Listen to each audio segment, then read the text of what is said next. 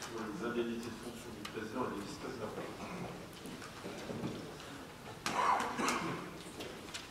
Alors, l'ordre du jour numéro 6, donc les indemnités. Considérant que le montant total des indemnités versées ne doit pas excéder celui de l'enveloppe indemnité globale, donc sachant que l'indemnité maximale du président pourrait être de 110%, l'indemnité maximale de vice-président pourrait être de 44% de l'indice brut terminal, et que l'indice maximal des conseillers communautaires pourrait être au maximum de 6%.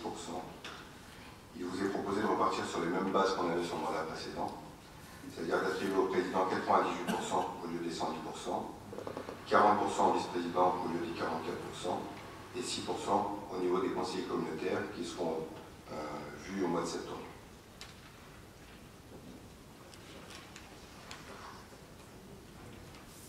Les conseillers communautaires avec délégation.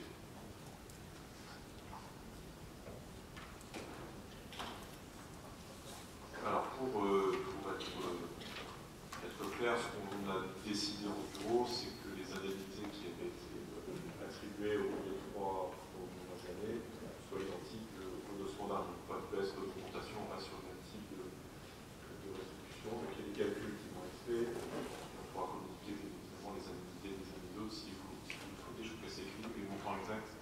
Ça en brut, on a 1555 € brut pour un vice-président, 3811 brut pour le président et 233,36 € pour les conseillers communautaires avec mission. Sachant que vous savez, c'est comme dans vos communes, vous avez une enveloppe globale et que si vous voulez insérer des conseillers communautaires, il faut que les présidents et vice-présidents, chose qu'on avait faite à l'époque et qu'on continue à faire maintenant, baissent leurs indemnités pour ne pas dépasser le plafond de l'ensemble des indemnités.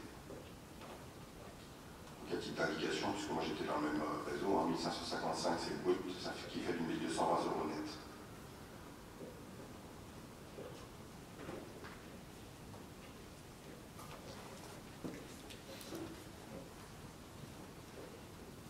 Alors justement sur les indemnités, je vais prendre la parole avant de passer au vote.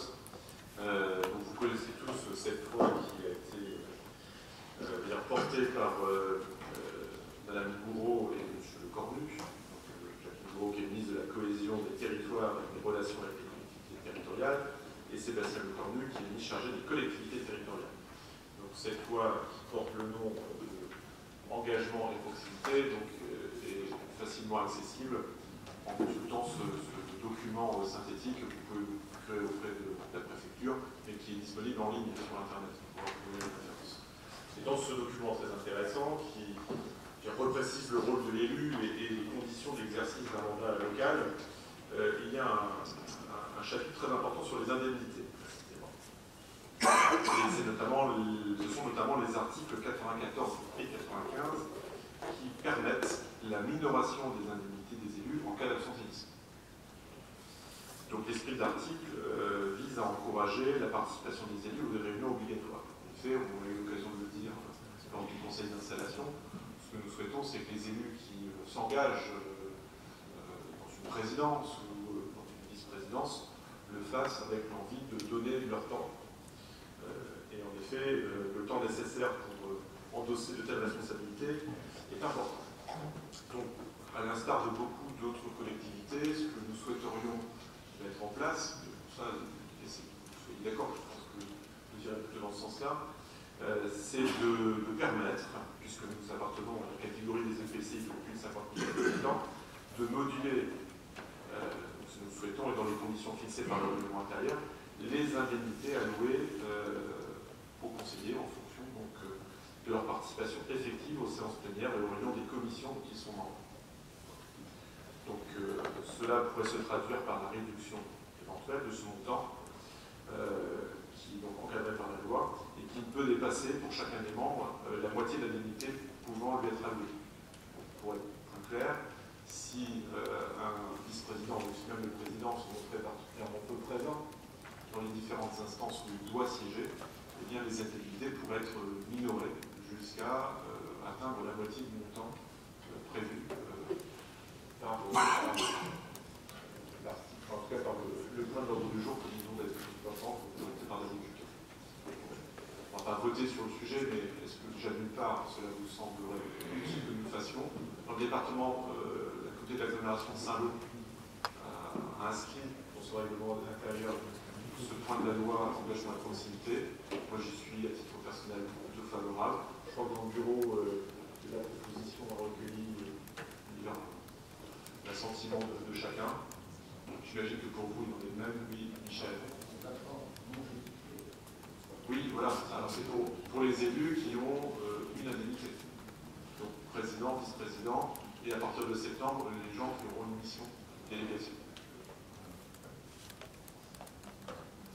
Par contre, je crois qu'on peut penser que ça n'est pas logique parce que c'est quand même également c'est zéro indemnité, c'est pas ça que ça.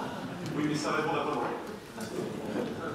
pas la loi, justement, permet, c'est une nouveauté, d'arriver à cette minoration des indemnités en cas d'un absentéisme. Jusqu'à présent, ce n'était pas légal. Donc, est-ce qu'il y a des personnes qui s'opposent à cette application de la loi Alors, il y a Catherine qui prend la parole. On a Gérard Hugo. Juste une question tout à fait naïve. Est-ce que ça concerne tous les élus? Non, ça ne concerne que les élus qui ont une indemnité. Alors, ce serait bien que certains élus réfléchissent aussi à l'ensemble des élus voilà, nationaux. Ah oui, alors là, on est les choses territoriales. Je cible personne en particulier. Bah, si c'est dites-nous, parce que... Vous avez une petite idée, je pense? Non, vous parlez d'élus... nationaux. Ah oui, d'accord. Vous parlez des parlementaires. D'accord. Par Oui, exemple. c'est déjà le cas. Il y a des gens de présence dans les assemblées qui... C'est déjà le cas. En fait, la loi engagement proximité s'inspire des règlements qui sont... Juste des fois, c'est aussi, alors là je me fais l'avocat du diable parce que je ne me sens pas concernée du tout, mais je me dis que des fois on peut ne pas être présent à une assemblée et bosser comme un fou pour néanmoins faire avancer les dossiers. Donc quand Raymond dit qu'il faut que toute l'indemnité parte, voilà, je me dis que même si un élu, si on ne voit pas à la table ici pendant 2-3 fois, c'est pas parce qu'il n'est pas là qu'il n'a pas non plus travaillé. Donc il y a peut-être aussi d'autres indicateurs qui permettent de dire que quelqu'un ne travaille pas que sa présence en assemblée. C'est vrai aussi. Je crois qu'on est mal compris. C'est vrai aussi, il y a des gens qui sont en réunion et qui ne foutent rien. Je crois que vous m'avez mal compris. J'ai dit pour moi quelqu'un qui n'est jamais aux réunions, pas d'indemnité. C'est à quoi l'indemnité? C'est une indemnité, c'est pas un salaire. On est d'accord sur le fond. Il y a le cadre légal aussi de cette diminution d'indemnité. La loi nous permet aujourd'hui, ce que je souhaitais vous proposer, mais au nom du bureau, c'est qu'on puisse inscrire dans notre règlement intérieur cette clause qui permet de réduire l'indemnité en cas d'un trop fort absentéisme. Et cela concerne le président, les vice-présidents et les élus qui seront chargés de mission avec une délégation. Oui, Vincent. Et ça ne concerne pas forcément ceux qui sont absents pour représenter la loi. Il faut être logique aussi. Alors, il y avait Catherine et puis Gérard David. Juste pour vous dire que c'est quelque chose qui se pratique déjà depuis un moment au conseil départemental. Donc ça se pratique au niveau national, au conseil départemental, j'imagine pareil pour la région. Donc la loi nous autorise maintenant à le faire aussi pour nos intercommunalités. Mais ce n'est pas obligatoire. Je vous propose de le mettre dans votre réglementaire. Gérard. Oui, et donc cette éventuelle minoration, elle est calculée comment et par qui? C'est ce qu'il va falloir qu'on détermine. Puis on va se caler sur ce que d'autres entreprises ont fait. On vous fera la proposition de toute façon. Voilà, mais sur le principe, je pense que tout le monde est d'accord. Et on espère ne pas avoir appliqué. Merci Franck de le préciser. Oui, moi je suis surpris par la différence, bon je suis entièrement d'accord sur l'indemnité, mais je suis surpris par la différence entre le brut et le net. Parce que M. Jucquin disait 1200 en net. 1220 €, mais ça dépend des conditions des uns et des autres. Quand vous cumulez à une commune ou au sein d'un syndicat ou autre des choses, vous avez vos cotisations qui sont plus importantes que quand vous avez qu'une indemnité d'élu. Quand vous avez vos indemnités d'élu à la mairie, vous avez 8-10% de charge à peu près. Quand vous faites un petit peu partout, vous avez 25-30% de charge. D'accord.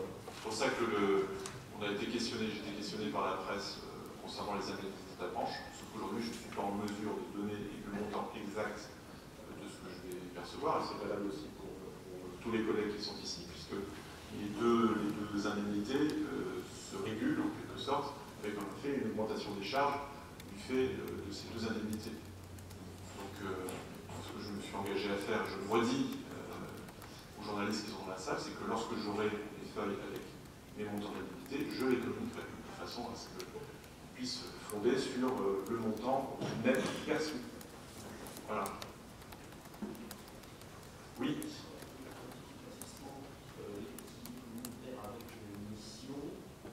On droit à une indemnité, mais si c'est une mission pour une durée déterminée, je suppose que c'est que pendant la mission. Non, c'est une mission, c'est une façon de parler, c'est une mission, une délégation qui court sur toute la durée du mandat, bien évidemment. Donc ça fait partie, alors juste pour prolonger ce que vous dites, on est en train de travailler à l'échelle du bureau et puis avec quelques personnes qui se sont portées candidates pour travailler tel ou tel sujet sur une composition justement de ce comité d'orientation qui sera composé des vice-présidents, présidents et de ces élus avec mission ou délégation. Et on vous proposera les choses concrètement au mois de septembre. Voilà. Et d'ailleurs, ce que je souhaite, après que nous ayons voté ce point de notre ordre du jour, c'est que les vice-présidents puissent dire quels seront les sujets qu'ils auront à traiter à travers leur délégation de vice-présidents à partir de maintenant, sachant que, je le répète, la règle que nous nous sommes fixée au sein du bureau, c'est une règle, en tout cas c'est un but que nous poursuivre dans les mois qui viennent, c'est déjà d'évaluer le bon fonctionnement de ce bureau et de l'implémentation, de manière à ce qu'au début de l'année 2021, on puisse dresser un bilan pour éventuellement réguler les choses. Là, on a la chance d'avoir un mandat plein à faire à l'échelle de cette gouvernance communautaire. Autant ne pas avoir de non-dit entre nous au cours de ces premiers mois, de façon à réguler notre machine au début de l'année prochaine. Donc on va fonctionner de manière opérationnelle, certes, pendant ce second semestre de l'année 2020, et s'il y a des réajustements à faire, nous les ferons en début d'année prochaine. Donc je vous propose, avec l'accord de David, de passer au vote sur cette proposition indemnitaire. On reviendra vers vous donc à la rentrée sur le règlement intérieur et cette question d'indemnité qui pourrait être ouverte à la question.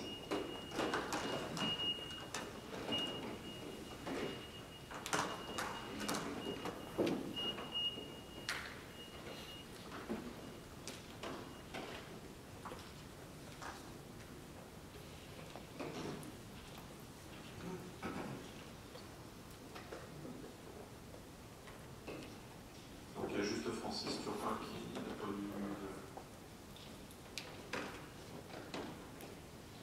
C'est bon. Là, on a 118 votes exprimés, c'est parfait. Nous avons donc une unanimité, je vous remercie. Donc oui, avant de passer au point suivant, puisqu'on était sur la question des vice-présidents et des indemnités, peut-être que je peux vous laisser la parole peut-être pour présenter vos différentes délégations. On va commencer par... Angélique, on a déjà parlé un petit peu de son implication de l'économie. Je laisse le redire. Oui. Les arrêtés sont en cours de rédaction et de signature. Bien évidemment, tout ça sera public et vous aurez l'ensemble des choses. Et puis, pardon. Alors, pour le nombre de conseillers avec mission, on en avait 10 lors de la précédente mandature. Au total. Là, on va être sensiblement sur le même nombre. Là, on était sur 9, 12, enfin, on travaille. L'idée, c'est vraiment de bien ajuster. La question mérite d'être posée, c'est bien qu'on en parle. C'est que chaque élu qui aura une délégation, une mission, puisse avoir un vice-président, voire deux vice-présidents, parce qu'il y a une mission transversale référente. Et que ce ne soit pas un directeur d'électronique qui se retrouve perdu dans certains dossiers. Et c'est vraiment de venir en appoint des vice-présidences pour amener de la fluidité dans les actions. Surtout venir enrichir ce comité d'orientation qui est un comité qui en effet débat, oriente et réfléchit aux grands sujets communautaires. Angélique. Donc, vous l'avez compris, je vais être vice-présidente à l'économie. Je vais surtout avoir 2 gros axes de travail, c'est-à-dire un groupe de travail pour l'écoparc et les différentes zones en même temps aussi dans cette partie-là. Et puis il va y avoir aussi une délégation agricole avec la filière équine de Dragéroton, et puis aussi l'abattoir de Saint-Hilaire. Donc on va voir ces deux gros pôles-là surtout. Et puis bien sûr, après je vais forcément faire des groupes de travail qui ne seront peut-être pas en délégation pure, mais sur les différents pôles territoriaux pour connaître un petit peu toutes les attentes et tout ce qu'on peut faire au sein des ECM et tout ça. Voilà pour ma partie. Donc en ce qui me concerne, j'ai 2 axes. Donc la responsabilité donc, du pôle territorial du Val-de-C et la deuxième action de travail est le patrimoine communautaire qui rassemble les biens immobiliers et fonciers donc communautaires, ainsi que travailler la responsabilité du service technique qui est composé de 21 agents.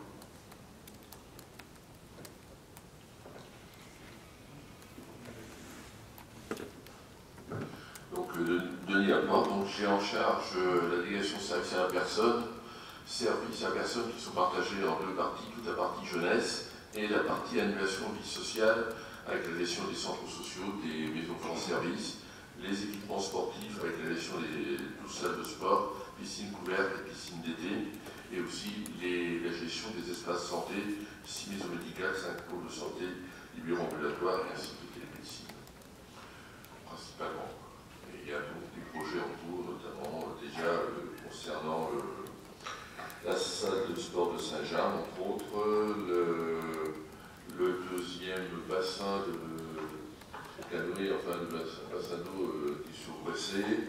Il y a également le pôle de santé libéral ambulatoire de Mortenay qui est en cours de lancer les appels d'offres.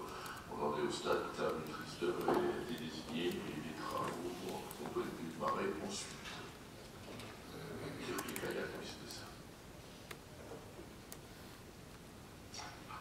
Catherine Bonorine, moi ça va être rapide. Vous savez, je m'étais positionnée sur les ressources humaines ou sur la continuité de la compétence tourisme. Donc le président a décidé autrement, m'a demandé de prendre en charge l'assainissement. Donc c'est un domaine que je vais complètement découvrir. Donc je vous en dirai plus quand j'aurai rencontré les services, quand j'aurai pris en main les dossiers. Voilà. Donc je suis assez rapide.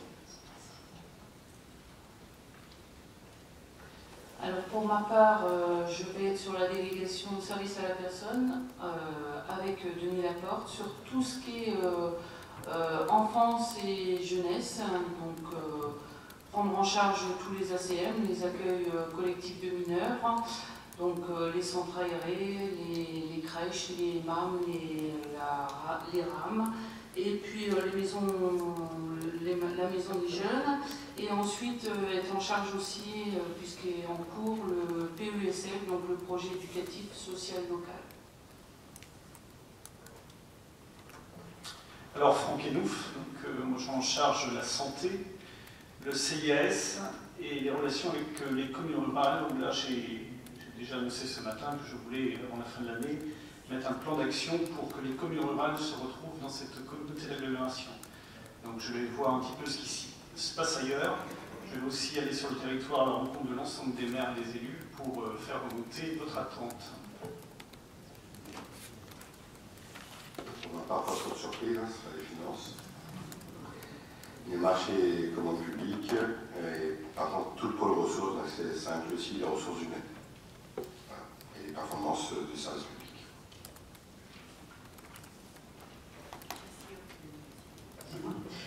Donc moi je poursuis sur la délégation culture. Donc la délégation culture c'est plus de 100 agents. C'est plusieurs thématiques. La première c'est la lecture publique avec un travail en étroite collaboration avec Annie Parent autour de la lecture publique avec un projet principal en tout cas de construction majeure, c'est la médiathèque d'Avanches. Il y a les enseignements artistiques avec la poursuite du projet autour de l'école des arts qui est sur plusieurs communes de l'Interco, dont aussi un projet structurant sur Saint-Hilaire-du-Harcouët dont les plis sont arrivés et il va falloir commencer à dépouiller les offres pour pouvoir choisir les artisans, enfin les entreprises.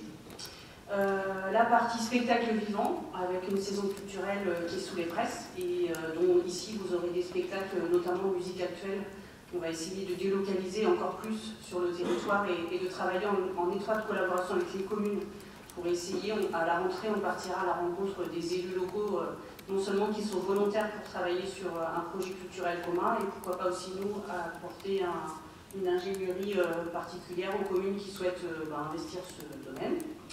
Et puis la partie patrimoine, avec notamment le parcours, on suit notre petit chemin sur le label Pays d'Art et d'Histoire, avec la mise en place d'une école du patrimoine qui sera notamment dirigée en faveur des enfants, voilà, avec tout un tas de propositions d'ateliers, de découvertes, de visites. Et là, c'est pareil, auparavant j'avais à mes côtés Bérangère Géant qui était missionnée sur le patrimoine, et je pense, et j'espère, et j'en suis sûre que j'aurai un nouveau conseiller missionné avec moi sur cette thématique. Voilà. Et puis, c'est tout. Et puis aussi des projets intéressants, des rencontres aussi qui ont lieu récemment avec le directeur de l'EVIC national sur un projet intéressant de résidence d'auteurs qui viendront ici, chez nous, écrire pour nous, et enfin écrire aussi eux ce qu'ils ont envie d'écrire, mais surtout d'écrire une commande de notre part où on leur demandera d'écrire sur notre territoire avec une médiation avec les enfants, les bibliothèques, enfin voilà, que sais-je. En tout cas, il y a plein de choses et le projet culturel vous sera présenté, je l'espère, avant la fin du 3e trimestre. Voilà, enfin non, dernier trimestre en fait. On va être un peu plus réaliste. Voilà. Mais en tout cas, je suis contente de poursuivre parce que pendant 3 ans, on a structuré avec les services RH aussi, on a travaillé avec les services à créer une délégation culture qui n'existait pas auparavant, contrairement à d'autres délégations qui pouvaient exister. Par exemple, les déchetteries, elles existaient, donc c'était compliqué aussi, mais nous, il n'existait pas de directeur des affaires culturelles, il n'existait pas de responsable de lecture publique, il n'existait pas une école, et il a fallu mettre tout ça en place, et il n'existait pas non plus un budget, donc aujourd'hui on a tout ça, donc moi je suis assez confiante pour les 6 ans qui viennent. Voilà.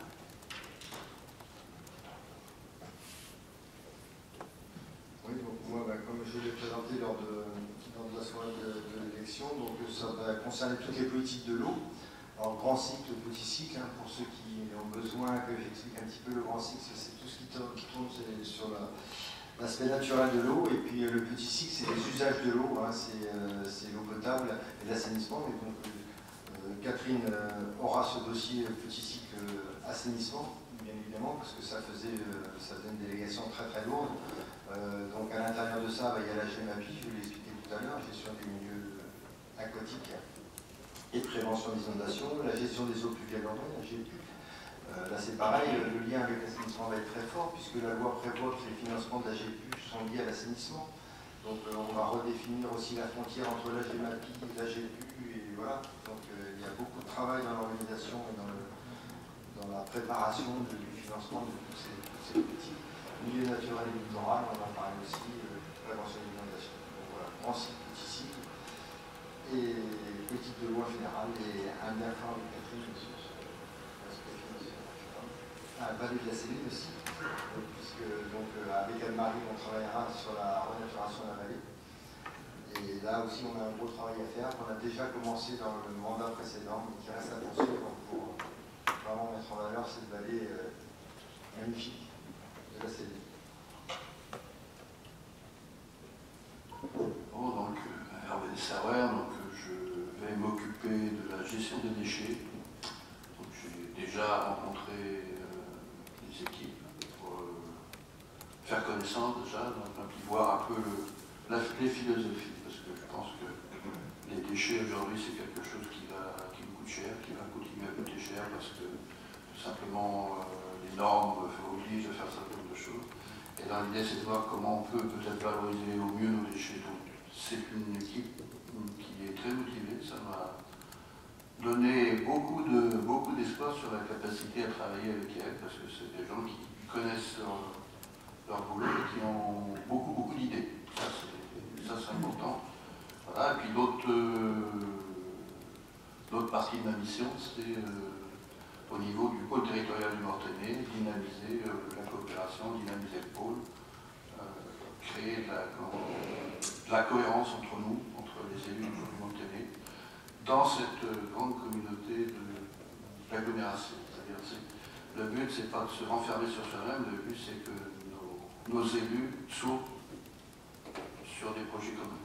Voilà. Sophie Laurent, donc, je suis en charge de la transition écologique, qui est un domaine très vaste et très transversal. Ça concerne aussi bien la production d'énergie renouvelable, les circuits courts, la biodiversité, la qualité de l'air, tout ce qui est réduction des déchets, de nos consommations aussi. Il y a vraiment beaucoup de choses, beaucoup d'actions concrètes à pouvoir mettre en place. J'ai également en charge l'habitat, qui concerne essentiellement tout ce qui est rénovation énergétique des habitats, le plan local de l'habitat et les opérations d'amélioration de l'habitat qui sont en cours, et il y en a d'autres aussi qui vont démarrer d'ici la fin de l'année. J'ai aussi les mobilités au sens large, avec le transport scolaire, le transport à la demande, aussi tout ce qui concerne les mobilités douces comme le vélo. C'est vrai que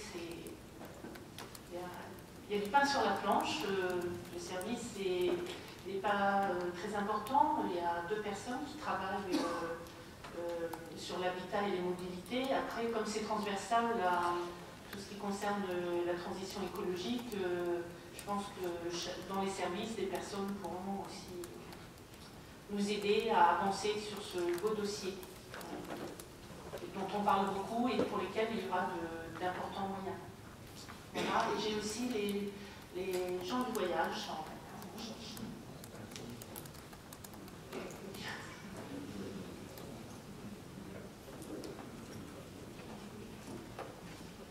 Alors, je compte bien sûr sur vous en commission pour apporter vos idées et puis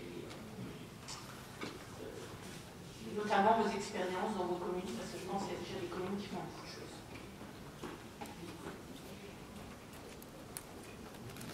Alors, Gaëtan Lambert, vice-président en charge de l'urbanisme, du foncier, du développement et de l'aménagement du territoire. 30% de cette délégation va sur les documents d'urbanisme, tels que le suivi du PLUI sur Saint-Hilaire, Archange-Mont-Saint-Michel, mais aussi leur animation. Je ne rentre pas dans le détail. On a aussi la fiscalité liée à l'urbanisme, l'aide technique aux communes, aux administrés. On a aussi tout ce qui est urbanisme opérationnel, tels que les zones d'activité, comme les activités de Fougerolles. On a aussi donc, le PLUI du Montané que je n'ai pas cité. L'état des lieux dynamiques du foncier d'agglomération, avec une obligation qui a été identifiée par la Chambre régionale des comptes pour constituer un inventaire du patrimoine communautaire afin d'assurer la fiabilité des comptes.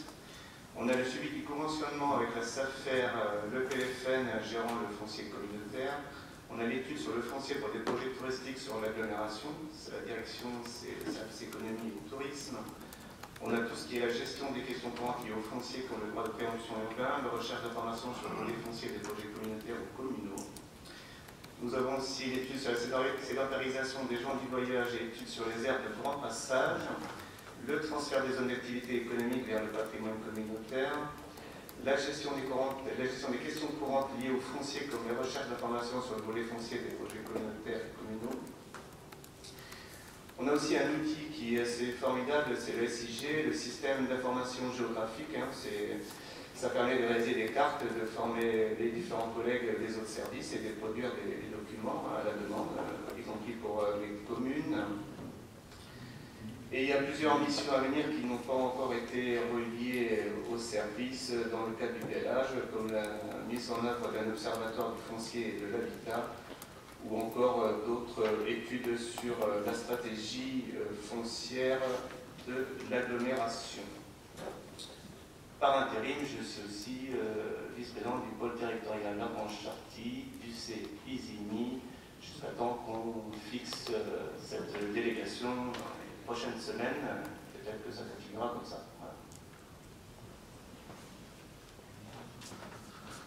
Donc en ce qui me concerne, donc, la délégation qui m'est confiée, c'est le tourisme, la politique de développement touristique sur notre territoire, avec je dirais trois grands axes, hein, qui est tout ce qui est lié au tourisme vert, au tourisme de nature, qui concerne à la fois le littoral et le non-littoral, donc avec notamment beaucoup d'actions d'aménagement. On a évoqué un exemple tout à l'heure avec l'aménagement de la vallée de la Céline, bien sûr, hein, alors le tourisme étant un des éléments de ce projet, hein,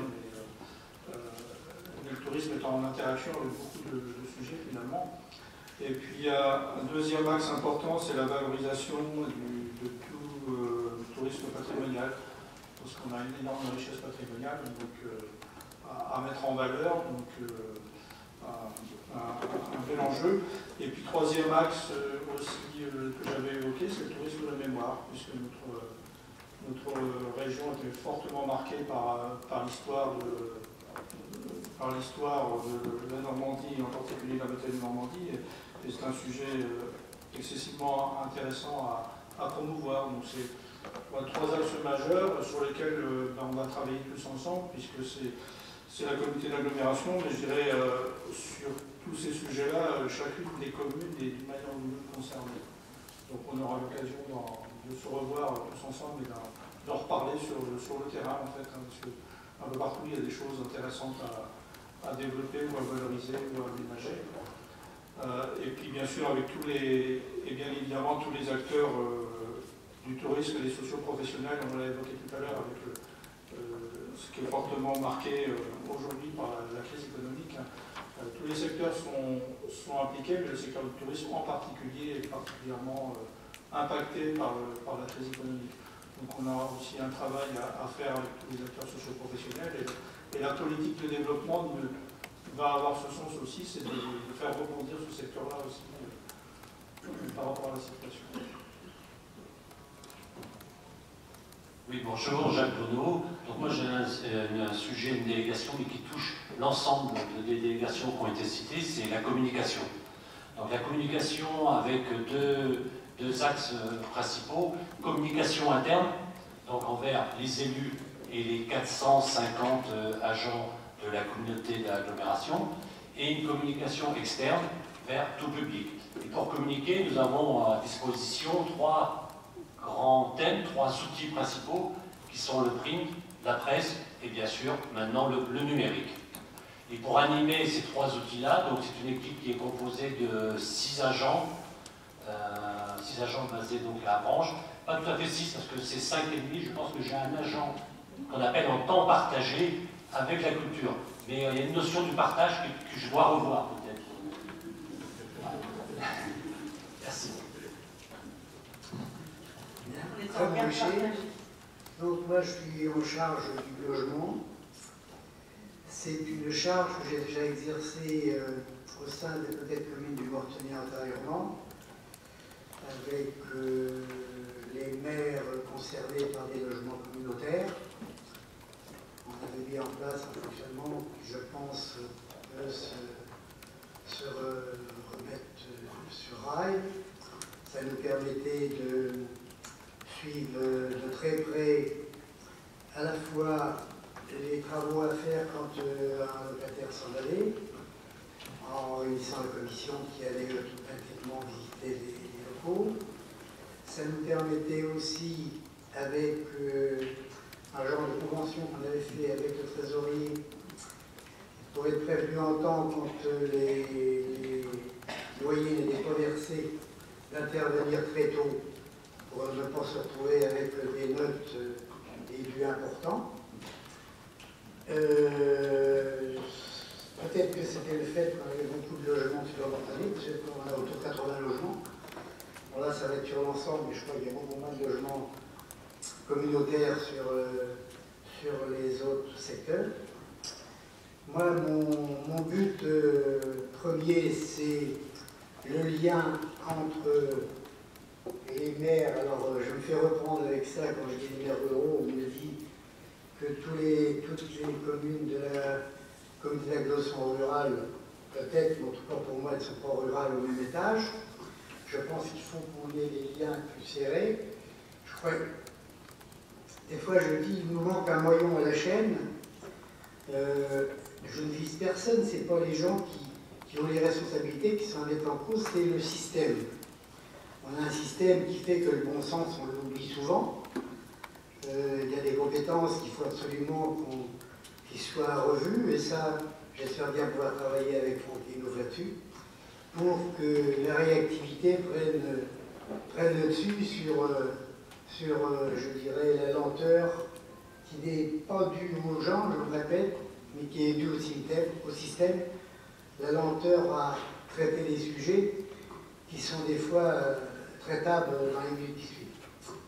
Voilà un petit peu ce que j'ai envie d'essayer de mettre en place avec Franck pour la deuxième partie de ce que j'ai à mettre en place.